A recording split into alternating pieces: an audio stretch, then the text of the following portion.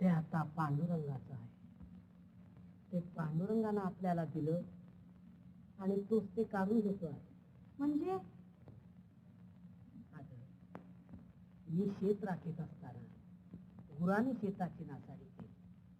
त्याच्या नुकसान भरपाईसाठी मी हे घर लिहून दिलं. आपल्या हातून झालेलं नुकसान आपल्याला नको का भरून द्यायला? पोरासनी हक्काची सावत होती ती बी गमावून बसला सा. आता तुमच्या मुलगा कपडे फुडून घ्यायचं. पांडुरंगाची इच्छा,